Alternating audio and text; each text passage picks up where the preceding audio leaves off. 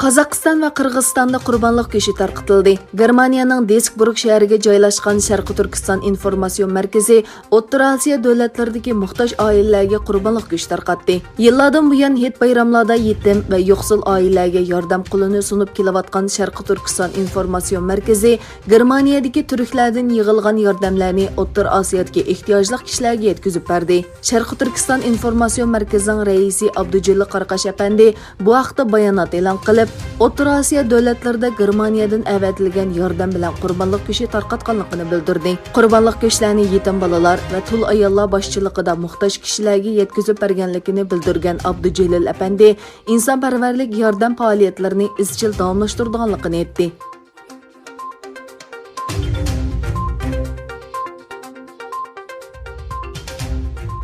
İspatlıq məlumat və guvohliklardan Xitoy hukumatining Sharqiy Turkistonda umumyuzlik qo'llanib kelayotgan planliq tug'ut tadbiri missin bilan o'ralgan plastik, ya'ni solid shakllik uskuna homildorlikdan saqlanish uzuki orqali Uyg'ur ayollarining kam deganda 10 yil uzun muddat tug'utni cheklash maqsadiga yetayotganligi xabar qilingan edi.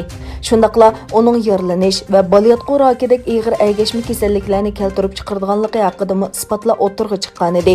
Amerika Tashqi ishlar ministrligining Birlashgan Davlatlar Tashkilotida o'rlashtirgan Sharqiy Turkistondagi kishilik huquq kirisi temasidagi muhokama yig'inida lager shohidi Zumrat Davud o'zining Xitoy doiralari tarafidan dal mushu xil shaklda majburiy tug'mas qilinganligi haqida guvohlikdan o'tgan edi. Uning tushuntirishicha, bu xildagi tug'ut cheklash operatsiyasiga majburlangan Uyg'ur ayollarga doiralar bu operatsiyaning qanday ilib berilganligi, uning xavfi va ta'sirlarini tushuntirmaydi. Qo'pol va nachar sharoitda ilib berildi.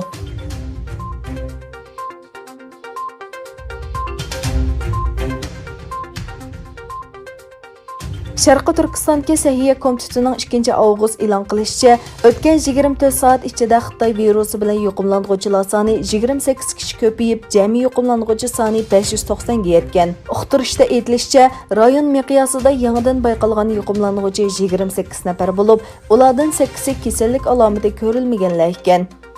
Yuqumlanuvchilar Urumchi, Qashqar, Sanji va Byantonga tarqalgan bo'lib, jami yuqumlanuvchi 590 nafar. Ulardan 5 kishining hayoti xavflik, 21 kishining ahvoli jiddiy ekan. Shuning bilan birga kuzatishga ilingan kishining soni 14939 ga yetgan.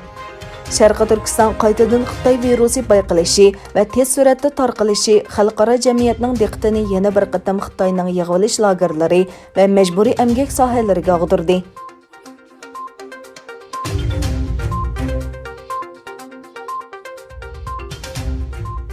Amerika Tashqi ishlar ministri Mike Pompeo mundaq dedi. Trump hukumati qisqa vaqt ichida Xitoy hukumati bilan uchurlarni o'rtoqlashadigan va Amerikaga davlat bexatarlik xavfi elib keladigan Xitoy yumshoq detal shirkatlariga qarshi tadbir qo'llanadi.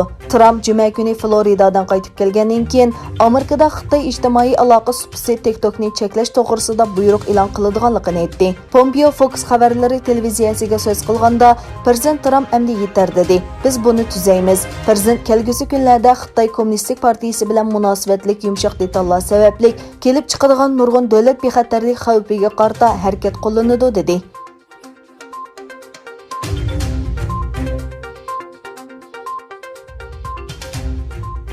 Amerika bilan Xitoy o'rtasidagi jiddiychilikning kundan kunga kuchayishiga ergishib, olma sepsida yangi taraqqiyot barliqqa keldi.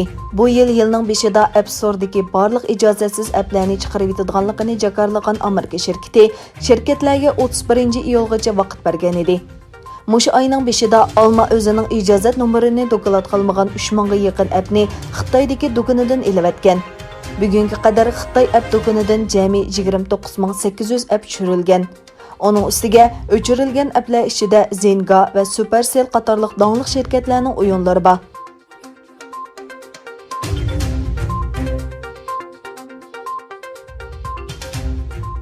30 may Amerika SpaceX şirketi qo'yib bergan Falcon 9 raketasi bilan xalqaro olam punktiga avatilgan Ejderha olam kemasi va Amerika davlatlik aviatsiya va olam qatnashi idorasining olam uchquvchilari Bon Benxen va Doxorli g'alabalik holda yer shariga qaytib keldi.